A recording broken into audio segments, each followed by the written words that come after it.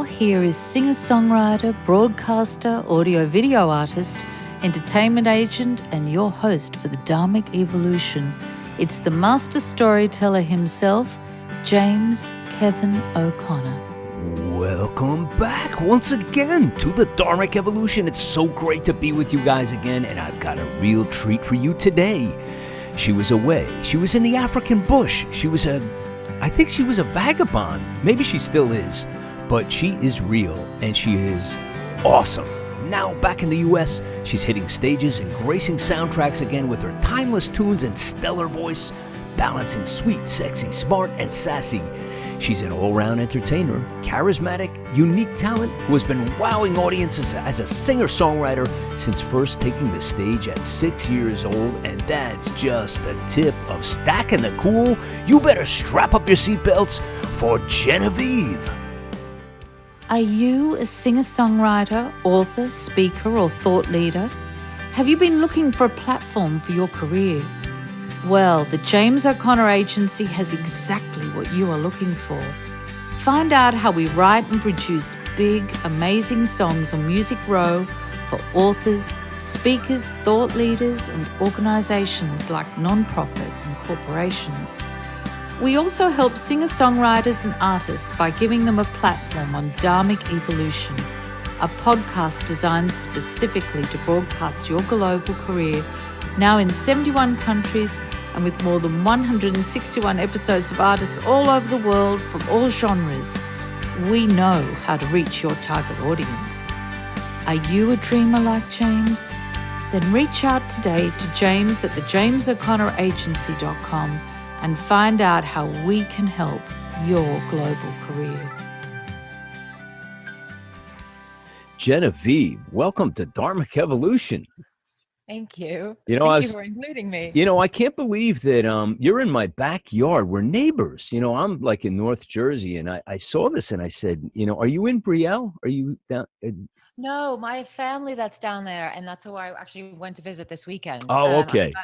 I've got family all over the Northeast pretty much. And I'm a little bit of a vagabond right now, having moved back from South Africa a few months ago. So I'm not quite sure where I'm going to settle, but I've just been bouncing around to this person's house and that person's house. I was up in Boston last week with friends. I'm going out to LA tomorrow. So it's I'm kind of everywhere, but I am from New Jersey originally. I can't wait to get into some of your world travel. So really, when I started reading your bio, I was like, wow, I can't wait to, not only is your music like just badass. I mean, I love what you're doing, but your experiences were so captivating to me, like what you've been doing with yourself. So let's talk about like going to South Africa and, being out in the bush and bringing your music and your gifts out there. Tell me, how did that work? What went on with that? So I went to South Africa actually on a vacation initially. I was at the point with music where I was kind of burned out. And I needed a break. And my two sort of parallel passions in life have always been music and also wildlife conservation stuff, environmental.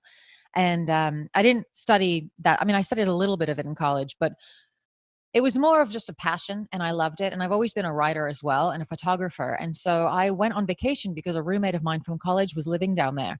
And I said, you know what, I've always wanted to go. So about, I guess 8 years ago, I just said, okay, I'm just going to go on a vacation and I'm going to do some volunteer work. I worked for 2 weeks in Khayelitsha, which is one of the townships outside of Cape Town, doing work with a women's group. And then I spent 2 weeks in the bush in KwaZulu-Natal doing wildlife species monitoring, priority species monitoring.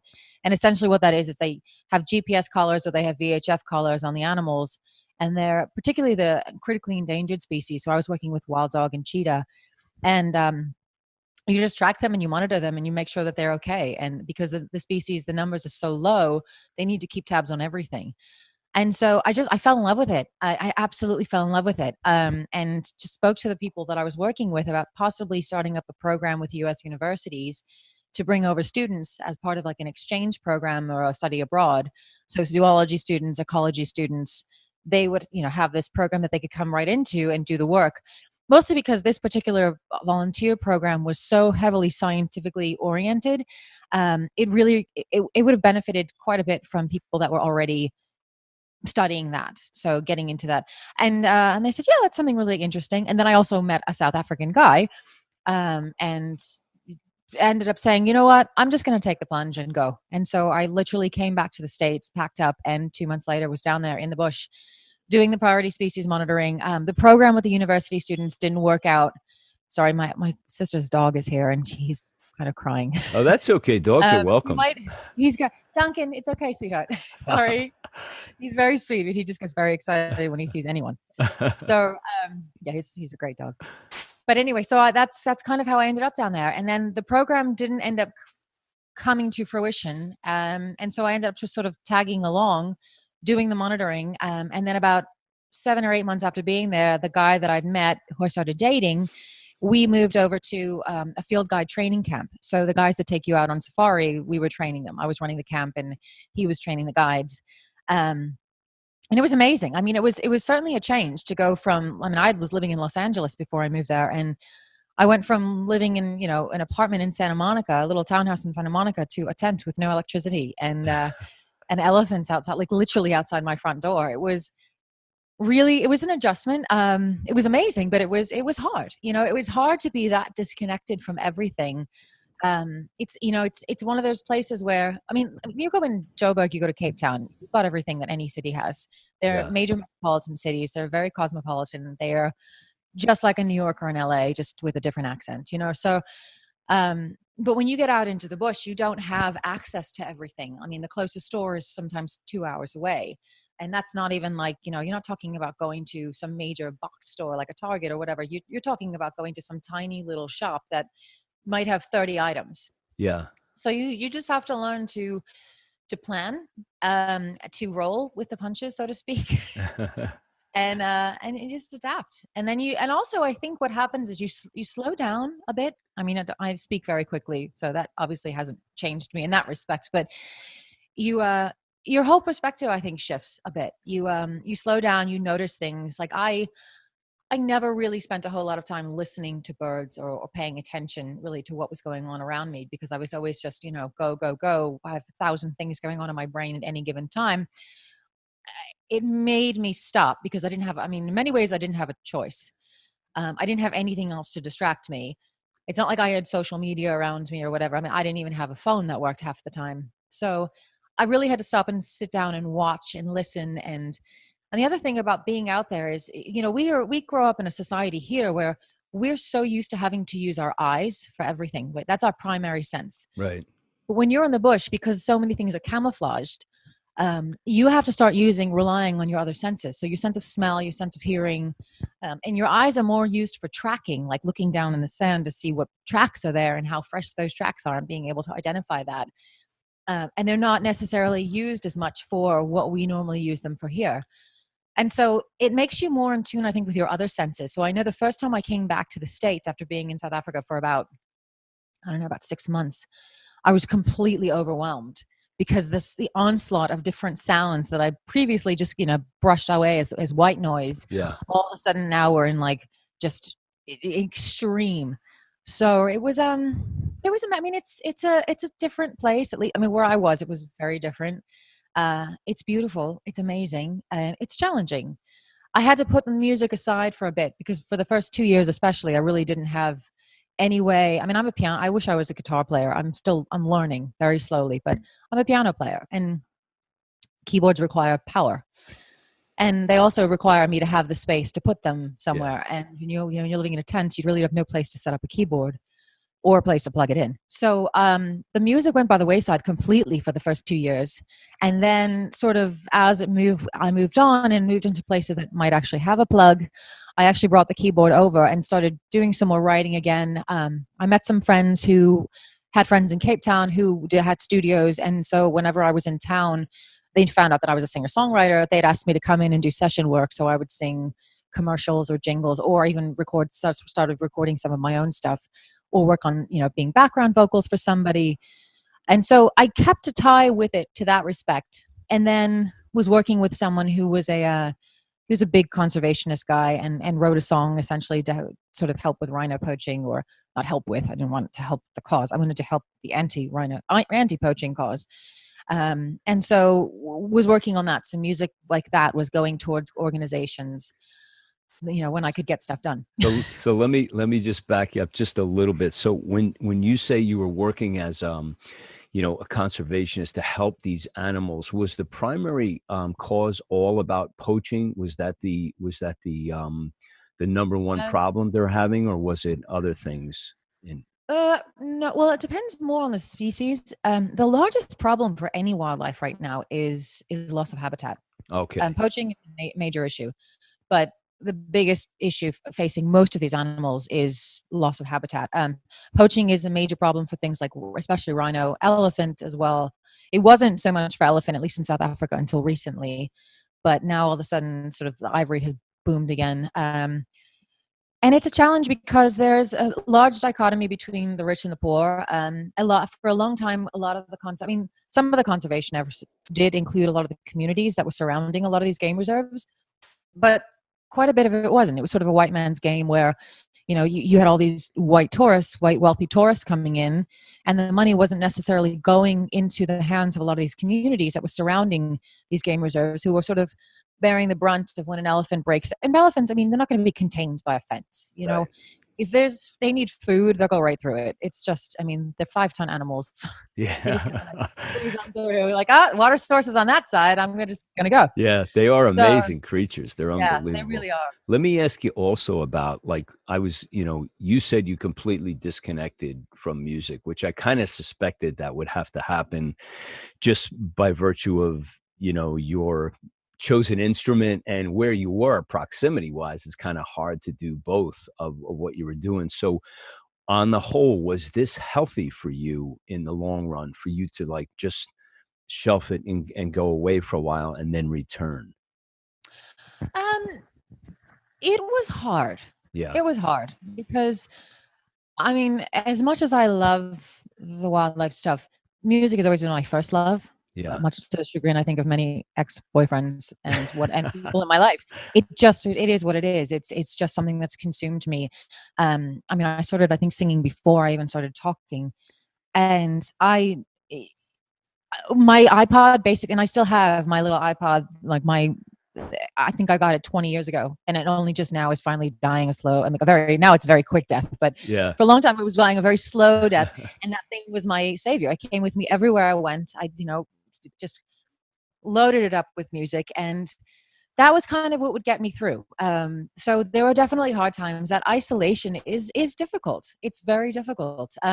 You think you're going to love it, and you do for about a week, and then you realize you've got a year of it, and suddenly it's sort of like, oh, okay, this is a lot. And it takes a while to have that transition to the whole, okay, I'm gonna actually start absorbing where I am and appreciating where I am, as opposed to freaking out that I don't have what I had. Yeah. uh, and so that's hard, and not having the outlet of the music to be able to just sit. I'm like, because for my entire life, whenever I've had, stressful times or whatever, the first thing I did was run to the piano and just start just pounding things out. Whether I was playing a song or anything, it was just getting everything out onto a piano. Um, and I wrote lyrics and everything, but I couldn't actually bring them to fruition to anything. And I'd record sort of ideas on my phone in notes, vocal notes, but I couldn't do anything with it. So that was somewhat frustrating. Well, I can And I, relate because like to do what you do, and as a fellow singer songwriter, I really appreciate the idea of just being isolated. You have to spend a lot of time alone when you're a writer. It's just Hmm. part of the deal, and it is tough on relationships. But you took it to a whole nother level by going like jettison everything in your life that was Yeah. familiar and say, I'm going to embrace this for a year. That's really, really tough. So, Jen, Yeah. why don't we give everybody a taste of what Genevieve is all about? This is called Fragile. Here we go.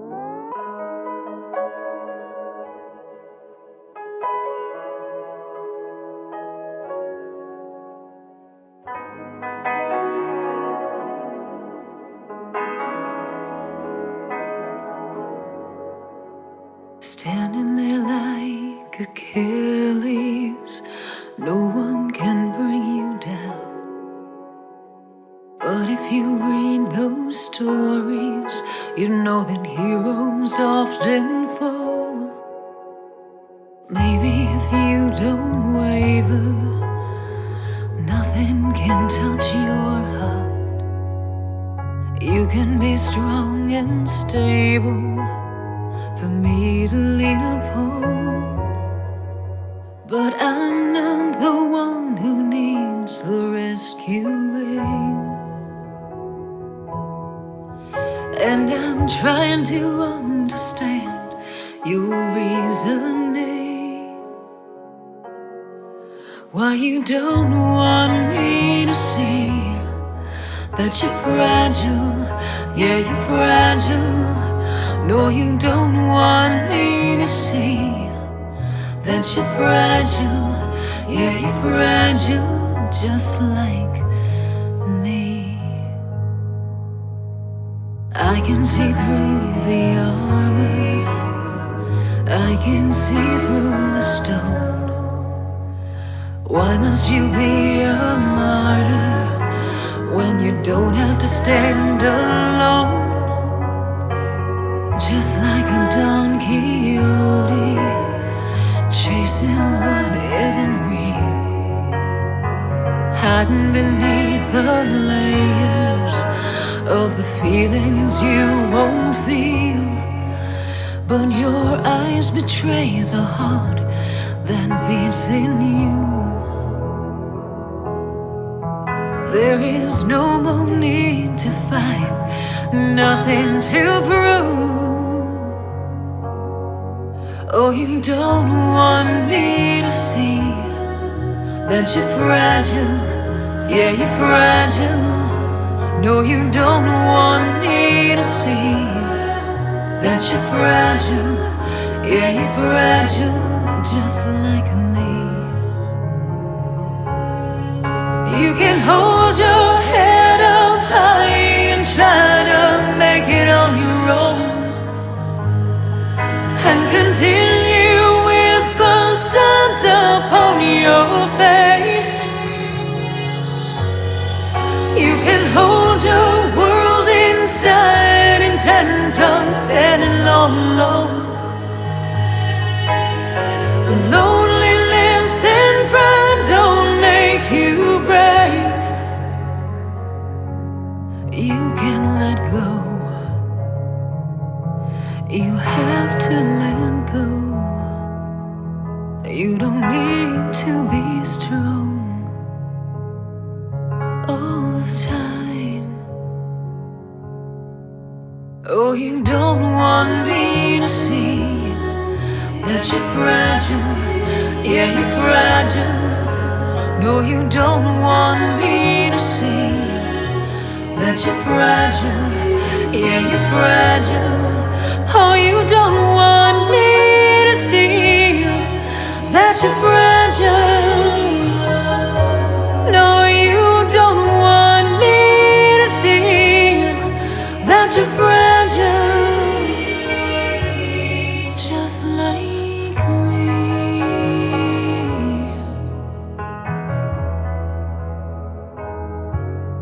Just like me.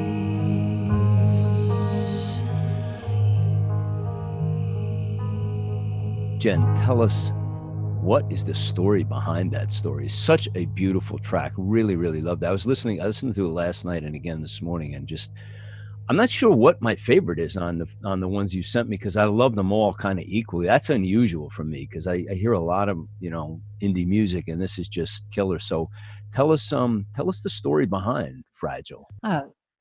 So interestingly enough, that song came from one line. There's a line in there that says, you don't have to be strong all the time. I think, or you don't need to be. You don't need to be strong all the time. Something like that. I should know the lyrics to my own song, but when it's out of context, sometimes you forget. I could tell you write a lot. I do the same thing. What was it? Yeah, something along those lines. It's the end of the bridge. I know that. I don't know. Anyway, so I was going through a really difficult time, and just trying to figure out where I wanted to be, what I wanted to be doing. Because this song was initially written about 10 years ago, and never got finished recording until 6 months ago, maybe. just one of those things that happens with music where, life takes over and you end up having to shelve things because it's just not at the place, you're not at the place, or it's not at the place where you want it to be Yeah. to really do it justice. And when I write stuff, I kind of have mini movies in my mind. Each song tends to be, I grew up, I think because I grew up doing musical theater, I grew up loving like film scores. So when I write songs, I tend to write them more cinematically versus the very simple, and yeah, I tend to be a little overly dramatic. Yeah. So this song was basically just at a point where I was going through a lot, and I grew up in a big family, but I grew up because my brothers and sisters are a lot older than I am. I kind of grew up alone, and just because of circumstances in life, I always found myself kind of alone. I had friends, but my friends were always in bunches. Like I wasn't in just like a group. I was, I was an athlete. I was a musician. I was, the smart kid, whatever. So I didn't have a group and didn't really ever learn to ask anyone for help for anything. And found myself feeling like I was taking on the weight of the world and just drowning. And so yeah, that's kind of where it came from, was the whole idea of, and I know I wrote it from the perspective of saying to somebody else they need to let go, but I realized that I write a lot of my songs like that to Right. sort of deflect from myself. Yeah. Do you But find, let me ask you, do you find that happens like, because this happens to me a lot, like I'll write it and I'll have one concept in mind. In other words, the concept is intact, but you think you're writing it about someone else and suddenly it could be months later and it's like, I'm in this story. Like, how did that happen? yeah, Does that happen to you a yeah. lot?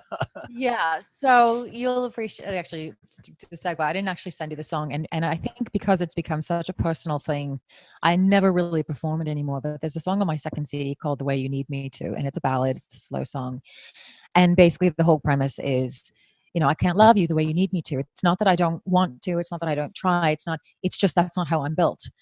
And when I had originally written the song, the idea was I was thinking of someone else who I'd known, who it wasn't even someone that I was necessarily in a relationship with. It was just like talking to them about their situation and realizing that sometimes that's just it. No matter what, you just are not going to click. You just kind of ships in the night passing that just are never going to meet. And it's nobody's fault necessarily. It's just is.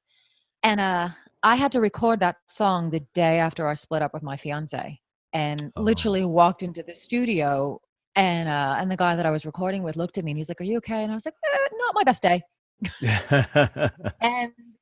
And so he's like, "Well, what's wrong?" And I was like, "Well, I just split up with my fiance, and yeah, so let's do this." And he's like, "You want to sing this song?" And I'm like, "Well, you know what? If I'm not going to get it now, with the amount of stress and emotion that I've got raging through my body, then I'm never going to get it." Um, and I realized looking back now that it was actually me listening to the lyrics, and it was like I was writing about myself, thinking I was writing about somebody else, and realizing that that's how I'm built. As much as I maybe didn't want to admit it, or whatever, it just that is who I am. And I guess sometimes with the music, it becomes even more pronounced because this is such a difficult path where you do have to spend a lot of time running around on the road alone, what have you. It's difficult on relationships. For me, it's been a little bit easier because I grew up kind of alone. So I don't mind alone time. I actually don't mind large chunks of alone time. But at Yeah. some point, you still want to have someone to bounce ideas off of, or someone there. I mean, I don't want to be alone all the time. Yeah, I Um, feel you. yeah, It's but like it is. I'm good with it. I travel all by myself constantly, Yeah, and yeah, I'm cool with that. But like, I think too much of any one thing is not healthy, And you're yeah, right. You do need somebody, even if it's not a soulmate, if it's just a friend, somebody who can say, "I get what you're doing. I understand this. I totally appreciate it," and yeah, I can feed back to you. yeah. Kind of And cool. vice versa. I mean, you want to be able to give to somebody else as well. I mean, it's all about the give and take. And not, I mean, I don't know how many times I've traveled alone in past 7 years, especially because my other ex, who when I left South Africa, we split up. Um, so like last year I was in Madagascar. I went by myself because he couldn't go because of work. I was in Mozambique by myself. And I'm thinking these are really cool places. It would be really nice to have someone else to share these experiences with. Yeah. Not even just because, oh, it's, kind of romantic on the beach in Mozambique. It's more that it's just, look at these cool things that you're doing. And like, I'm off by myself on a kayak, tying up to some empty bottle in the middle of the water, just jumping off the boat and snorkeling, and I'm by myself. There's nobody here to share this with. I can't be like, look at that cool octopus or whatever. Yeah. There's nobody. Everyone's like, well, that's great, but never saw it. I'm like, yeah, I know, you weren't there. Right. It's not the same. So you've had quite a journey. I mean, you started, like you said, very, very early as a singer, performer, and you've been on stage pretty much your whole life, right? Yeah. And It's been an interesting ride though, because I come from a super conventional family, super conservative family, and this was never seen as a real job. yeah, So it was kind of like the little trained monkey that you could roll out for parties to perform, and then yeah, just roll her back in the closet. Um, and that's an extreme, but it's just to give an idea. That's kind of the way it was seen. It was like, this is really cool, and it's great that she's got this talent, but it's not a real thing. So let her. So I didn't go to school for this. I wasn't actually really allowed to go to school for this. I had to focus on something more of a sort of a real, useful whatever. So I ended up taking classes and continuing to perform, but not studying this as a degree. yeah. Don't you So feel it like the European communities are more supportive of if they see that light in somebody, they seem to support it more. Like in America, it just seems like there's a lot of that. And I think there's more attention paid now to, all these child prodigies and so forth because of American Idol and all of these, yeah. if you do this, you hit the big time. But I don't think the actual gift is acknowledged and supported as much, Yeah. like when people have it and saying, I'd agree. I would agree. I'd agree and with that. and I'm Yeah. just hoping that it gets to the point where you value it for the right reasons, not to be the American Idol, but like, wow, this is something so special. And I think people in their moments of honesty do. I've heard people say this, I would do anything to be able to do what you do, and that's just like they have that moment of, yeah, I'm successful and I'm making money and everything, but I can't do that, So, Yeah. so I don't know. I don't know what the takeaway is, other than it's just more of an observation than anything else. So let's play Back of My Hand and see what this one's all about, Jen. Here goes Genevieve. Living like the wind, no bounds to hold me, no one to show me when I cross the line. Breaking bread with sin, finding the loophole, tripping the sinkhole, and leaving the wreckage behind. I can't walk away, nobody knows me. I can't disappear into oblivion,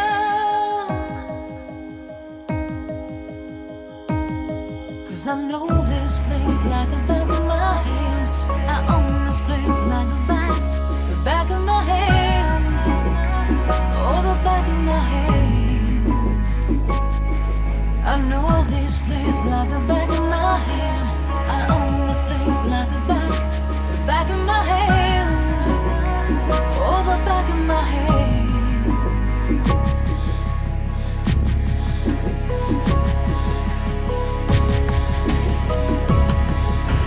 Caught between the lines, writing the story, looking for glory at someone's expense,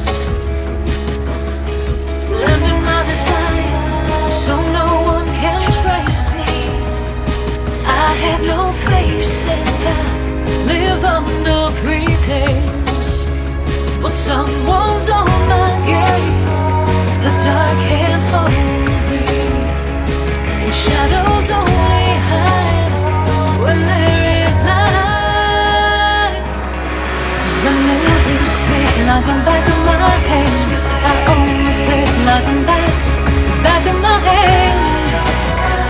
Like the back of my hand. I know this place like the back of my hand. I own this place like the back of my hand. Oh, the back of my hand. I wrote the code, I know the way. Script in the words I need to say. Sometimes a hunter falls victim to his prey.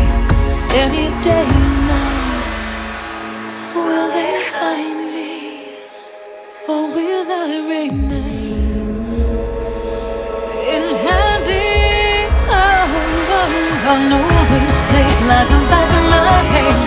I own this place like the back of my hand. Oh, the back of my hand.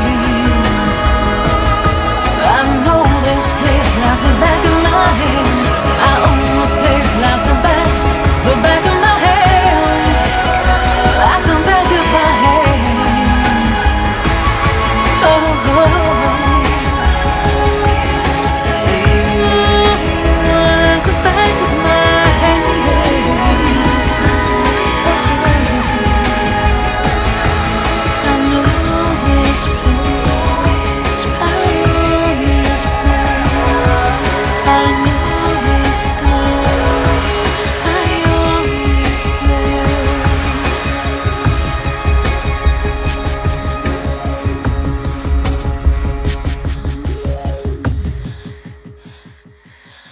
Oh, I love the breathing at the end of this. What were you running through the bush, or what was happening there, Jen?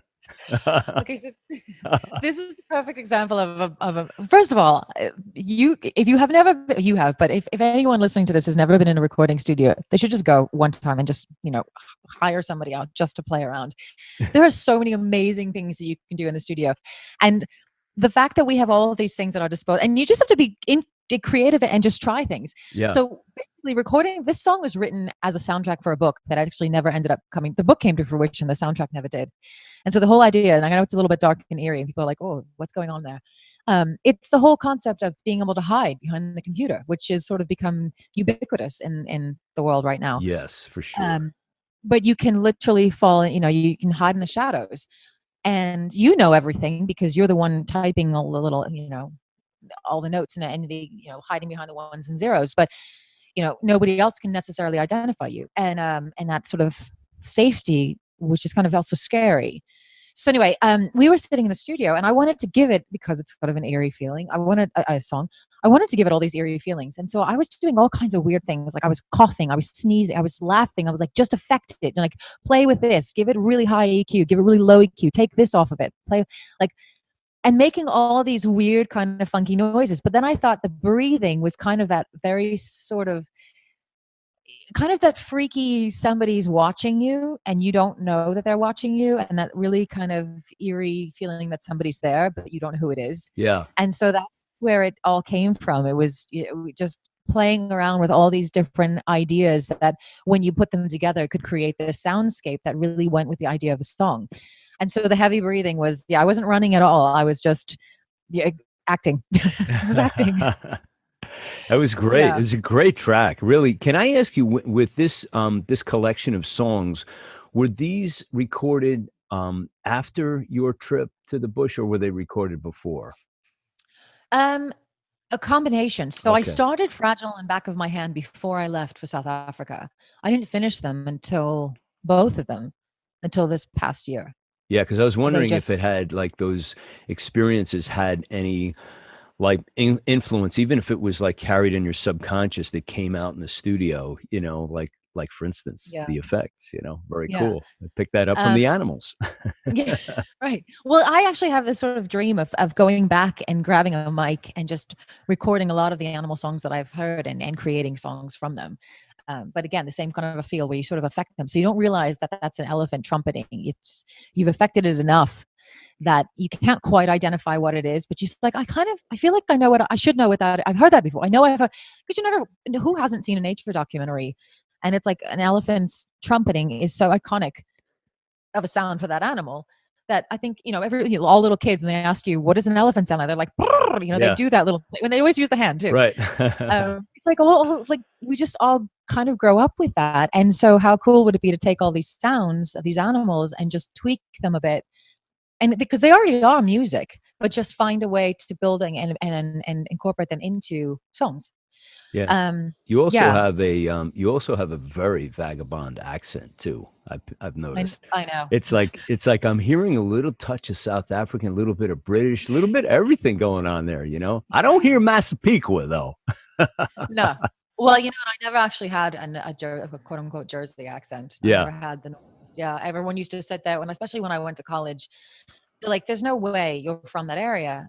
I'm like, because I had that sort of traditional kind of Midwestern, what do you call them? The broadcaster, that very flat, not the Midwestern sort of Fargo accent, but just the very flat. It's very difficult to determine where you're from. Right. So starting from that, and I have a habit because I think as a musician, you do tend to pick up things just because of your ear. So yeah, so things in South Africa, like I never picked up certain things, but I realized that I say year and gull and world instead of world and girl and years. Right. I started, and it's just natural. Like that's how it just comes out that way now. It's unconscious, as a broadcaster. Like I spend a lot of time in Nashville because I record down there, and I have kind of like a whole musical family down there. And I'm always like very, very conscious of, don't get infected with the Southern drawl, because I can get into that real easy, girl. I just love doing other people's voices, and so I'm always like trying to protect that, Hey, so what about like you? Do you have a photographic memory? Because you it seems like you did a lot of you taught yourself piano and you play all kinds of instruments. Are you primarily self-taught, Jen, or did you get any instruction like for your musical? No, I'm primarily I wish I could say that I should have more discipline to have done a lot of the lessons. When I was a little kid, so I took like 6 months of piano lessons, I think when I was in 8th grade, after having played the piano since I was 6 years old. I have a really good ear. I hear things, and from the time I was tiny, I just started playing. My brothers were taking piano lessons at the time. My mom had a piano.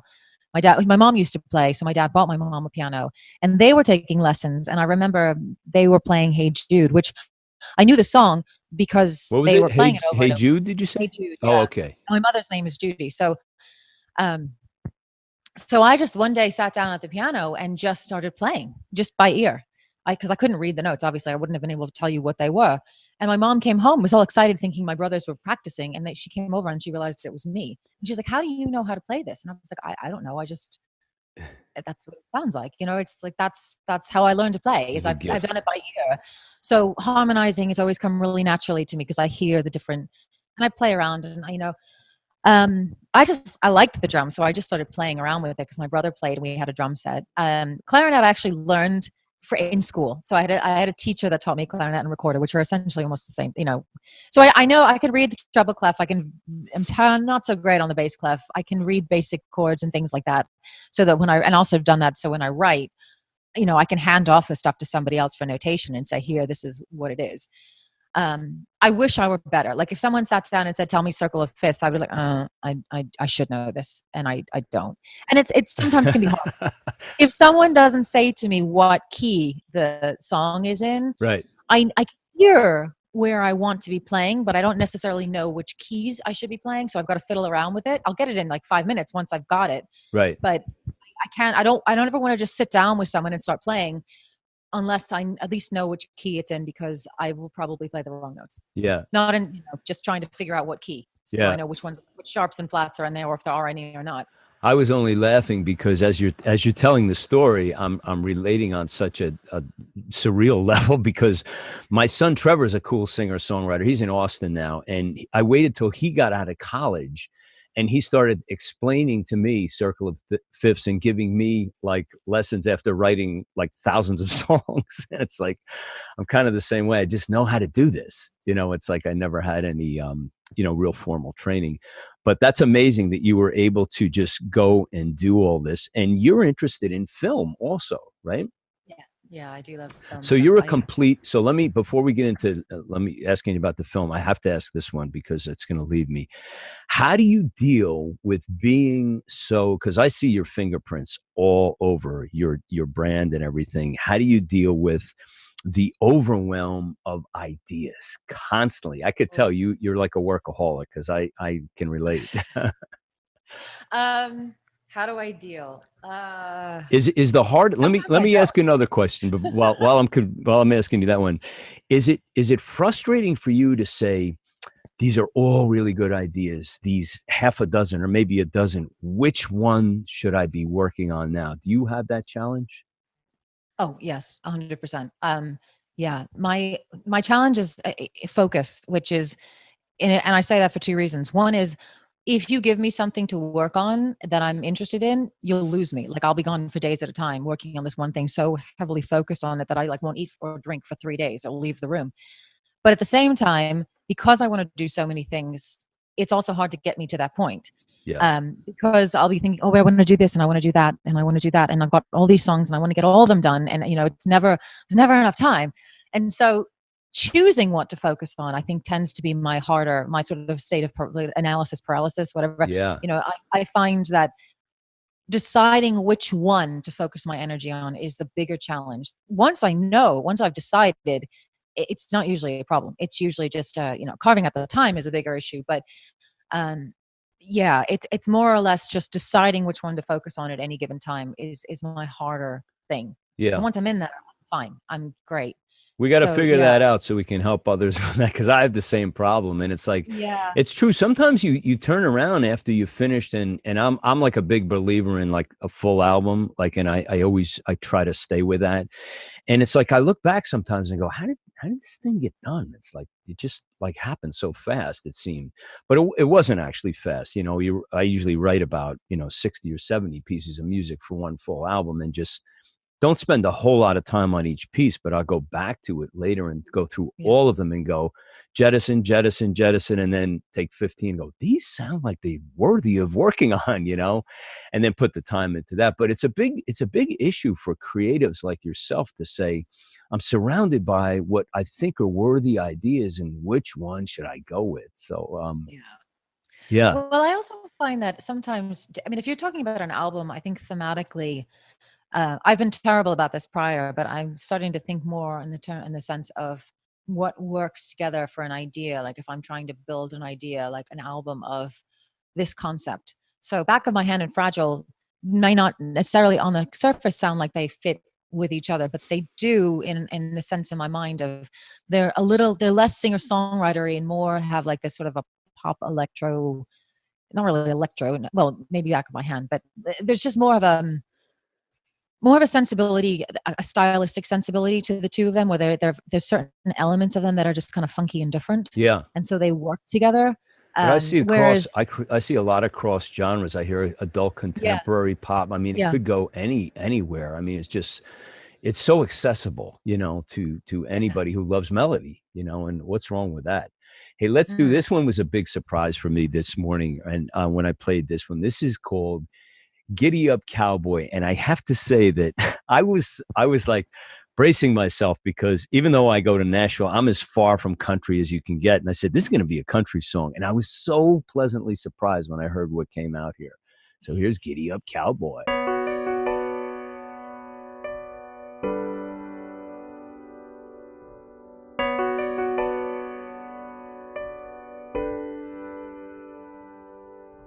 Open plains and dreams, standing in between, story ages old, of a love grown cold. He was throwing promises to her, taking love that he could not return. Knew the open land was in his blood. Nothing she could do would change that love. So she told him, giddy up, cowboy, there's a better world for you. Giddy up, cowboy, go and live the life you've wanted to. Giddy up, cowboy, your heart is something I can't own. So giddy up, cowboy, you're free to roam. In his heart he knew he would never do. She would need him there with her everywhere.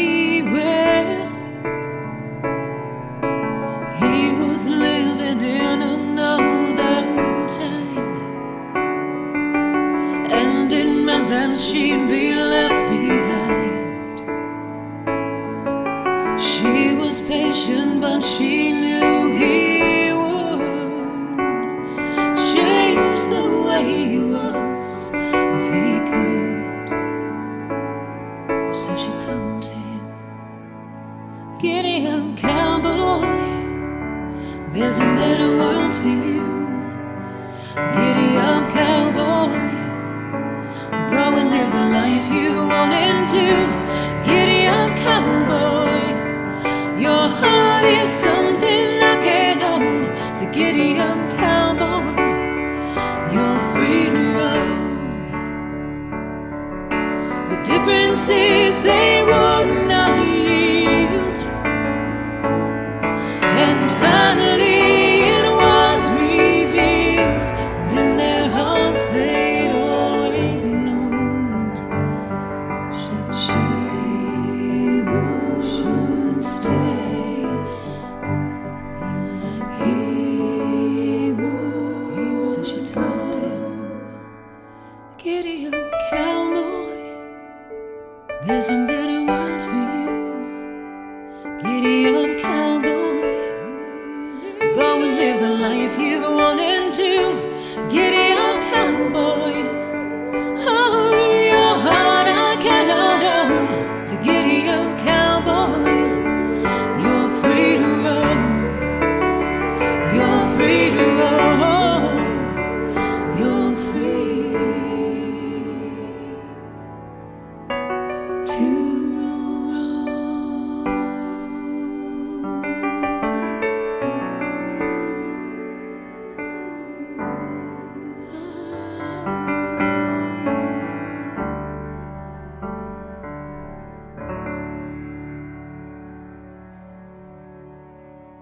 Three fabulous songs, and not a woof from Duncan.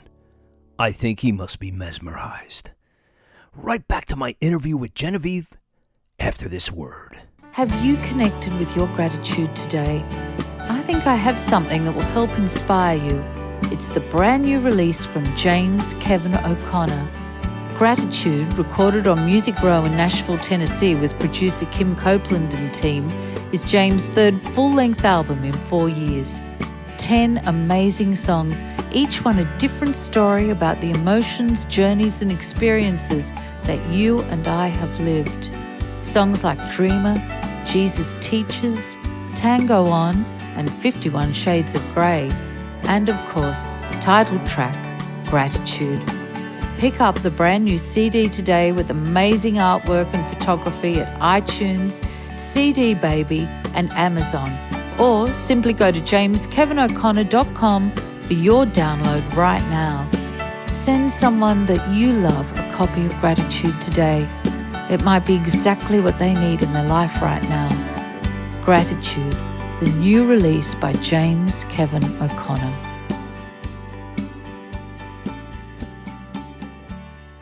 So beautiful. And are you playing, is that an electric grand or is that a real grand piano? What is it you're playing there? No, it's God, I would love it if it was a real grand piano. It's an electric grand. It has a wonderful tone to it, but great song. So tell us about Giddy Up Cowboy.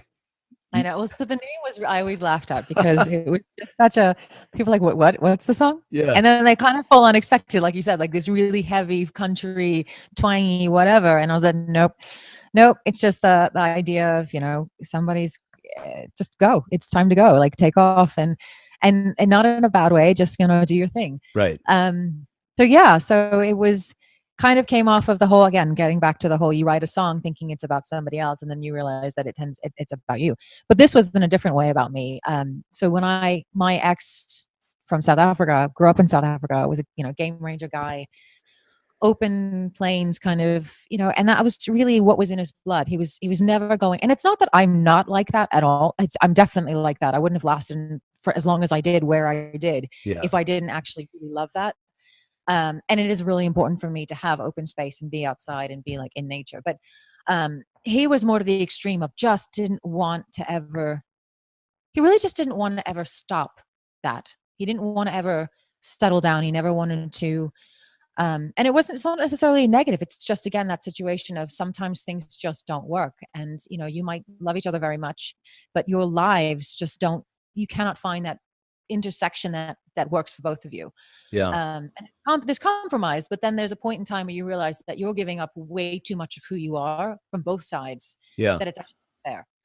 So yeah, so that was where that song came from initially. And then I realized that it kind of was representative of us. Not that I necessarily want to stay in one place, because I don't like to stay in one place per se, but that I wanted to be a little bit more settled and have a little more stability in my life. And he wasn't interested in that. And it was kind of, I was holding down the fort, so to literally holding down the fort. I didn't feel like I had the support I needed to be able, I was just kind of not being met halfway. Yeah. And for better or for worse, he's not a bad guy. I'm not a bad person. It's just didn't work. Just not, So, just the alignment wasn't there. Yeah. yeah. It seems like for somebody like you, to not have the ability to put yourself into different situations, whether they be a geographic or social or what have you, as a writer, that seems to be very important to you too, because it's part of your evolution, Yeah. like that's how you get these songs, and Yeah. somebody needs to really appreciate that about you, that that's your lifeblood source of what you do, Yeah. and it's And really. sorry. I've realized I'm a difficult person for a lot of people because I ask a lot of questions. I'm really fascinated by why people, like, I'm fascinated by why I do it, but I'm really fascinated by what other people do. I think if I had that sort of proclivity, I would have probably been a psychiatrist or a psychologist, because I am fascinated with the way people think and why they do the things they do. I like animal behavior, any kind of animal behavior, whether it's, a giraffe or it's a human being. I'm really interested in why people do what they do. I'm fascinated by why I do. And half the time I don't have no idea. And I sit there and like, what was I thinking? Like, where did that even come from? Yeah. But I love kind of trying to get into someone else's brain and say like, why? Because I feel like that's what makes us who we are. Yeah. Every single one of us, we make choices based on who we are as human beings and what matters to us. And I actually said this to somebody else with regards to situation. He said something about, I wish my situation was different. And I said, well, your situation it is what it is. It's really the way you face your situation that matters more than anything. It's how you see it. So, you could be in a really difficult, you have the same person, you could have two people in the exact same situation. They will handle it differently because of the choices they make and how they see it and how they perceive things and how they, who they are. Yeah. And I just think that's fascinating that we are all so unbelievable. Like, in some ways we are fundamentally the same. And then in other ways we are so epically different. Yeah. And so, yeah, so for me, songwriting is like, I think it's the mini movie thing. It's each thing has sort of its arc, its story. You start somewhere and there's always a reason for why. And so when I'm writing something, whether it's actually just a story or if it's a song, it's, what's going on there? What's the undercurrent? Why are they doing this? And what's the sort of motivation behind it? I had acting training, which probably, interestingly enough, feeds into my music. Yeah. Well, it So seems to be, I call it the never ending learning journey, because every song you write seems to be, whether you wrote it or someone else wrote it, especially for us as writers, though, when we author something, we come back and we examine it. It's almost like it's an out of body experience. It's teaching you something back. Like after you finish it, wow, I never really, felt the lesson in that until now after it's done. And I think Mhm. it's very rewarding to be a songwriter, on so many levels, and people that aren't, who don't know that world. I always try to, without being pushy, like include the beauty of what it's all about, like explain it to them on a level that's easy to understand, because it is such a gift. It's so great to have it in your life. It's interesting. I mean, I've been told, my sisters say it a lot, and I actually feel like I have to correct my sister sometimes. She tells people that I live a charmed life, and I'm like, ooh, I don't know if I would ever say I lived a charmed life. I mean, I've been really lucky to do some amazing things, but I've also made the choices to do those Yeah. things, and I have sacrificed a lot to do those things. I mean, I sacrificed salary, I sacrificed a comfortable life, I sacrificed consistency, any sort of stability. a lot of relationships, and Yeah. it's not easy, No, but it's like it's not. anything in life. It's that you're constantly making compromises and you're constantly making sacrifices. So Yeah. it might look glamorous on the surface because you're like, oh, you get to do something you love. I'm like, yeah, I do, but I don't have a 401k. I don't have all these things that you guys take for granted. I don't have a house. I don't have these things. Right. And that's because of the choice that I made to pursue something that I love hasn't created this sort of, I'm hoping that it eventually will, but hasn't created this sort of financial security or this, wealth of dollars. I mean, it's Yeah. created a wealth of experience. Right. And I It- hope it's helped other people, but it's yeah, in terms of social, what we as a I mean, I think when you're getting back to what you were saying about the arts, I think in the States we tend to put too much emphasis on financial success as the epitome of success, is right. that you have to make money. And it doesn't make a difference what you're doing. It's more about, do you have a house? Do you have the nice car? Do you have the nice clothes? And it's all about the stuff versus the substance. Right. Uh, and I think that's part of the reason why the arts are sort of eh, poo-pooed in the States. I mean, you think about it, like I use this as an example for people when they've asked me about music, like why should I have to pay for music or whatever when I can get it for free? And I said, I'm going to just put this out there and just when you have gone through great purpose moments in your life, terrible moments in your life, what is the first thing you've turned to? I said, I can tell you something. I can tell you if you hear certain songs, it will take you back immediately to a certain point in your life. Yeah. It will bring back memories. Music is essentially what you use to get through life. Yes. Whether you're singing in the shower, whether you're listening in a car, whether you're crying over something and you have like 15 songs that you just keep playing over and over. There's a reason that there are scores for films. When you see a film without the score, without any music behind it, I mean, it's not, the actors are fantastic, the directors are fantastic, the editors are fantastic, all the people involved, they're amazing, but it doesn't have the same effect without the music, Yes. you know? Yeah. It's so And that's funny what, you're talking about this because last week's episode, I did one. It's my storyteller series where I just do like by myself. And that's the topic I was talking about. And I've been on a tear for a long time about how we've been devaluing the currency of music for years and years. And I'm trying to somehow in my little world that hopefully is going to get bigger, um, come up with a remedy, not myself, but through like having people like you on my show and other people, other like-minded artists, we're going to come up with some way to reinflate the value, the value of music as it should be. It's very, very important. And it's like, somehow we lost our way, and I don't know what it is. It was, the record companies all changed, and the idea of music as a business changed drastically over the last 15 years. The old business is done pretty much like the way it used to be. So in that, I think there's opportunity, and I think we're still figuring out the pieces of it, and I'm hopeful that it's going to be a bright future, especially when I hear people like you, because yes. that's why we should be embracing, So the sum of all things, I think that's a good time, Jen. Here's Jen's video for you guys who are checking in on our YouTube channel. Here we go. Sum of all things.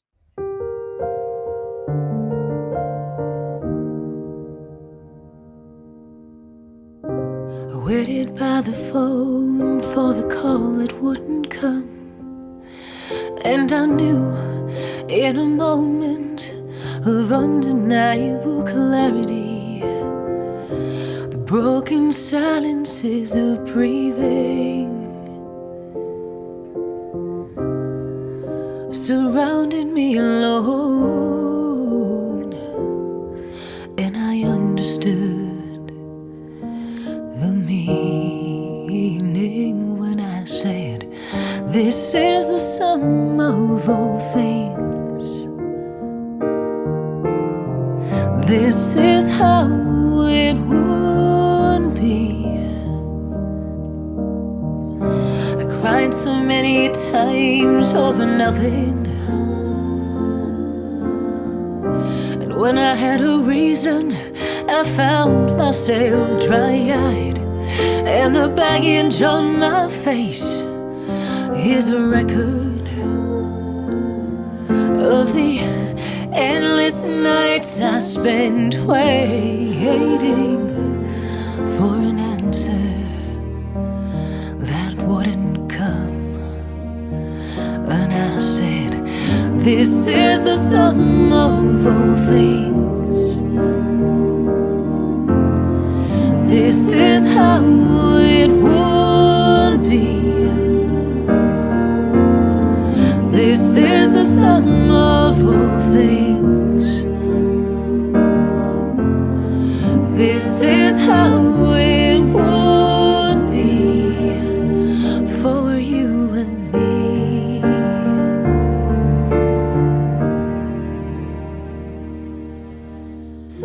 I watched the second hand go round and round, and I thought, this is how it all goes down. Silence with a gentleness surrounds me, whispering, oh, whispering. It said, this is the sum of all things. This is how it would be. This is the sum of all things. This is how it would be. This is the sum of all things. This is how it would be. This is the sum of all things. This is how it would be for you and me. For you and me.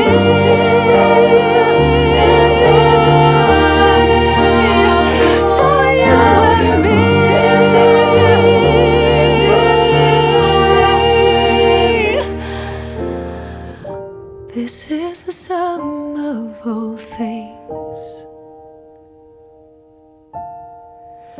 This is how it would.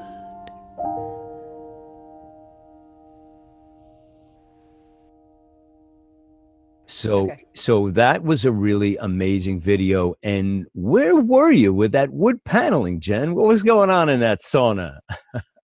So yeah, it was a sauna. It was a friend of mine, Neil Eckstein, has a studio up outside of Boston called Fox Run, and they do a concert series. But he's been really getting known for helping artists, producing artists' CDs and stuff. And so I was actually up there visiting and had written this song, but wanted to. And I'd started recording it in Cape Town with another friend, and I said, I just need this off the plate. Let's just finish it. But literally 2 days before, or sorry, the day before I had to record it, I started getting sick. And so the day I went into the studio, I could barely breathe. And I was freezing because, when you're sick, obviously you get the chills, you're cold, you're just uncomfortable. And so he has this sauna basically in the basement where the studio is. And we set everything up in there, and that was the warmest room. And so that's where I'm sitting there singing the song. I've got I'm surprised I'm not actually dripping, but I think because I was sick anyway, my body was so out of whack. But yeah, so it's funny because I can hear, listening to the song, I can hear me being sick. Right. Yeah. And other people, obviously they probably can't, but I can hear it. And I'm just like, oh man. But yeah, so that was recorded in a sauna. Great song. Great song. So what is the sum of all things? So sum of all things is really whatever you take it to mean. I mean, for all of us, it's something different. Right. It's that point that you get to where you realize that this is it. This is what it is. Literally, it's not going to change. It isn't anything more or less. It just is. And so in this particular case, it's more about the whole not having, everybody wants closure. It's human nature to want things to be finished and completed and done. So you can just sort of knock them off the plate and move on to the next thing. Yeah.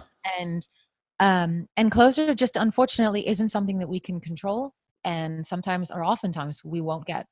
And so it's, sometimes waiting for that phone call to find out that everything's fine and never getting that phone call, or waiting for, that last ditch effort from somebody to reach out to you and it never happens. Or, And it's just finally kind of resigning yourself to the fact that this is it and it's time to move on. Like, this is what it is. This is the sum of all things. This is what it's going to be. And that's it. And Love it. just, which I think sounds kind of depressing, and it is sad. I mean, it's a sad song, but it's more or less the whole idea of letting go. Yeah. It's admitting what it is, acknowledging what it is, and then saying, okay, that's it. We're finished. And it's all those voices at the end. The idea was coming into that was that it's, all these voices in your head that are telling you, what about this? Or what, you've got, dealing with something, you've got 45 voices in your head telling you, you should have done this, or what if you'd done this, or what, you're second guessing or third guessing or fourth, whatever it is. You're questioning, you're doubting, you're wondering, even the most, I think, secure people in the world still have those moments of, what if I'd done this? Or what if I'd swerved left instead of right? Yeah. And so it's all those voices coming in, questioning, and then finally saying, that's it. It's it. You're done. Let it go. That's why they all drop out. How do you stay healthy on the road? Do you have a regiment you want to share? Do you work out? Do you do anything that is? I had to say this, I'm a bit neurotic about exercise, mostly because I think because I've got so much going on in my head, that is like there's a lot of this pent up energy. I have to get it out somewhere. Otherwise I literally like almost start shaking, and feel like I'm clawing out of my own skin. So I just feel better, so I've got, like, I'm visiting my sister. I take the dog for a walk every morning. I do a lot of yoga, mostly because it does one thing to center me and forces me to get out of myself, because when I'm trying to hold a pose and it's 1,000 degrees in the room and my hands are slipping and my feet are slipping, I can't really worry about anything else in my life except falling on my face, like literally falling on my face. So it really forces me to sort of get in touch with myself, with my physical body, which gets me out of my head, which is actually a good thing. Yeah. Because sometimes I really need to get out of my head, which I'm sure you can probably relate to. Yes. Stop. I've been doing hot yoga for 14 years straight. Yeah. It's really great. Yeah. It's amazing. Yeah. And you also feel like you're detoxing. Everything just seems like it's literally, you're sweating it out of your body. Yeah. I do that. I do a lot of I get videos from my computer, and I'll do Pilates or something, or sort of strength training using your own body. But I love to hike. So if I'm ever anywhere, or just walk in the woods. So anytime there's trees around or anything that's green, you'll find me in them. I mean, when I'm in LA, I'm in the mountains pretty much every single day, or I'll go for a run on the beach, or, if there's ocean to swim in, I'll swim in the ocean. And then eating, the worst part about being on the road is the eating. Yeah, I know. It's because very you're hard. constantly, you're in a car, you're going from point A to point B. Most of the time you've got road food, which tends to be a lot of fried stuff. And I don't like fried food anyway. I just feel awful eating it. Yeah, it's so funny. Your body, when you get into that groove, and I've talked before about this because I'm in the same, boat that you're in as far as health conscious, but people that eat that kind of food, the more you eat it, the more your body keeps craving it. It keeps craving it. It's a vicious cycle, So if you eat healthy, the same thing happens, Yeah, my problem is I love sugar. I am a sugar fan. I mean, I really do. I love, like, Swedish fish. My God, are like my thing. And they're terrible. It's not just terrible for you. My teeth are gonna fall out. So I have to be really careful about a lot of that stuff, because obviously that's very easy and it's quick energy. But I mean, I know when I used to tour, I would keep a cooler in the car, and I'd have things like carrots and things in there just to have anything. A lot of those sort of, and not the high sugar energy bars, but it's a challenge. It's a challenge. Well, your teeth are doing pretty good so far, from what I could see. Yeah. So last thing, as we're getting close to the wire here, how about social media? Now, you had to depart for a long time. Did you find that hard to get back into? Because I have struggles with this too. I mean, I pay a lot of attention to it, and I get sick of it, because it's just a grind at times, did you find it like a difficult thing to come back into that world? I've always had an issue with social. I mean, not an issue, maybe not the right word, but I've never been a great fan of social media. I like what it does. I like what the potential of it is. Yeah. But I find that it tends to sort of denigrate to the negative of pretend and not real stuff, and kind of getting too much keeping up with the Joneses. And and having to create, and I understand that it's marketing. I understand it's the music business. I understand all this, and that there's a business side and a marketing side. But I also really have a sort of crisis of conscience with the concept of being true and real. Yeah. And so I'm constantly fighting between being my authentic self, so to speak. And I hate using that word, but it's, I think, the only way to really describe it is being real, being truly who I am, and cultivating this image. And in fact, the song I just finished writing that I just sent out for a pitch for film and TV was about, putting on this facade, this face to the world, but it's not really your face. And it's hard. You have to run. It's a very delicate balance. And I think some people handle it better than others, and some people are more comfortable with it than others. I am not. I tend to be a very private person. It's not that I've got nothing to hide. I just don't like putting my whole life out there for the world. Yeah. And so, and I kind of get like, I can't stand, I just don't. It just bothers me to see everybody take, selfies and, what did you eat for dinner last night? I don't really care. Yeah. No offense.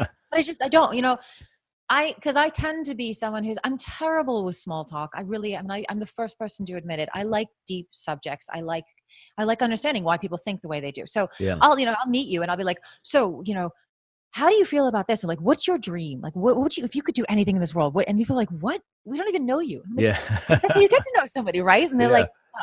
Right. You find out what their brand of jeans are. I'm like, no, I don't care. Yeah. So I have a hard time with, and I had a hard time with it before. Being away from it was great in some ways, because I didn't feel like I had to sort of keep up this image or, and being in the bush, I was just grubby all the time. I never wore makeup. My hair was back in a ponytail all the time. I just, because who am I going to impress? An elephant? I mean, they don't care. They probably like that. That's what they're just like, what are you doing here? That's really all they care about. Are you in my way? Are you not in my way? I don't care what you're wearing. So what platforms do you participate in? You must. The only thing I really do, and I hate to say this, I had a blog when I was in the bush, which I haven't been very good at updating, partially because it was very difficult to get internet access. But that was about life in the bush, and it was more about the conservation side of things. Right. I have 2 Instagram accounts, but they are completely geared towards my photography and my travel. Oh, okay. I don't actually have an artist one because I guess maybe I need to start thinking, and I have a background actually in advertising and marketing and business. That's what I started in. Yeah. Which I didn't make it very long in, but I did study it. And I do realize that I should be cultivating and I should be posting more content. But as an artist, I'm like, there's nothing really all that exciting for me. I don't think there's anything really exciting because I do it every day. So I'm like, yeah, but you know what? Watch? But I do, because more people need to hear about you, because your music is awesome, and your story is awesome too. So my story's been in Instagram. I have my 2 photography ones. One is about totally wildlife oriented and one is travel. I've got a Facebook page and I do have a Twitter handle. I never use Twitter. Mostly just, I don't have enough time to keep up with all these things. Right. So my Facebook is probably the biggest one. I've got my artist page. Then I'll post what's going on. I'll post new videos or clips of random things. I have to put together an Instagram one. But the biggest thing has just been the time, because I've got that, and I've also got, I'm working on putting out a children's book right now. I saw that. So what is the content? What's the subject matter with the children's book? So my children's book is about a praying mantis that I actually raised. Nice. And it's his story told from his perspective. It's a middle grade kid's book. And so I've been working on getting that done. And I wanted to do a whole series of children's books and music that went along with it. So it's been trying to balance, obviously, my own music, writing and pitching for film and TV, writing my own material, recording my own material, getting the book stuff going, writing material for the book as books themselves, but then also the music that potentially will go along with them and setting all that stuff. I'm like, I don't have enough hours in my day, literally, to do all the social media. So I need to be doing more from a marketing perspective. I just don't have enough time. Yeah. So I think at some point I will try to find, once I get to a point where I can actually afford it, I'll pay someone to do quite a few of the things that I'm handling myself. Right. Just because it's just not, I literally don't have enough hours in the day. Speaking of enough hours in the day, we are at the end of this. I mean, we're going to need, I think, Jen, I think we're going to need 2 more interviews, not just 1 more. So In parting, where can we go to find out more about the world of Genevieve and her music? Okay, so my Facebook page is Genevieve Music Page. It's Genevieve Music Page, all one word. My website is www.genevieve-music.com. So Genevieve dash, the little line, music.com. And those are the two best places.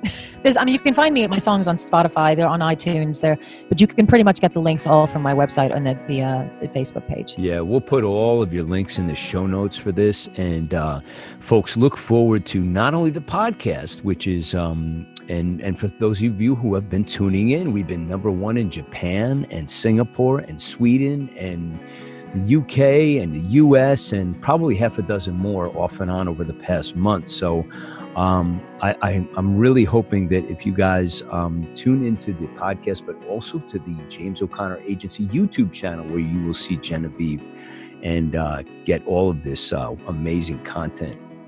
Genevieve, it was amazing to meet you. I was so happy that our paths crossed, and your stories are captivating and your music is slamming. So I just want to wish you all the love and success in the world. Thank you. Right back at you. Thank you for having me. Fragile, Back of My Hand, Giddy Up Cowboy, and the video, The Sum of All Things. Genevieve, she's performed all over the country and overseas, singing the national anthem at Major League Baseball games, Christmas carols at the White House, and original songs at venerated venues such as the Kennedy Center. Her music has been featured on TV shows, movies, commercials, video games, and she's lent her voice to commercials, cartoons, children's songs, and other artists' CDs. She even sang a Zulu lullaby for a children's book she wrote. And every so often, she even gets a chance to sleep. Hey, go over and check out Jen's website. It's genevieve-music.com. And she's got some really awesome content on there. Her music player's up there. You can check out her songs, her photos, her trip to Africa, everything going on in the life of Genevieve. And just to bring you guys up to speed on the progress of Dharmic Evolution around the globe, as of today, we are in iTunes Music Podcast #1 in Germany, #1 in Sweden, #1 in the UK, #1 in Singapore, and all categories in Singapore #1, #2 in Japan, and #6 in the USA, all thanks to you folks who support indie music worldwide. We are just getting warmed up, baby. If you are a serious singer-songwriter, musician, artist, author, speaker, thought leader, you have a mailing list, you take your career very seriously and work it, reach out to us. Go to dharmicevolution.com at the guest tab. Fill out your assets, drop it in, and we'll see if we can get you a booking on this show. Follow me on socials, everything at James Kevin O'Connor, and also Dharmic Evolution. If you're digging this show, please give us a subscribe, rate, and review in iTunes. It means the world to this show and to the artists who are on this show. That's it for me today. I'm your host for the Dharmic Evolution, James Kevin O'Connor, singer-songwriter, audio-video artist, master storyteller, and international talent agent. So until the next time when we meet again, I'll either see you on the socials or I'll see you from the stage.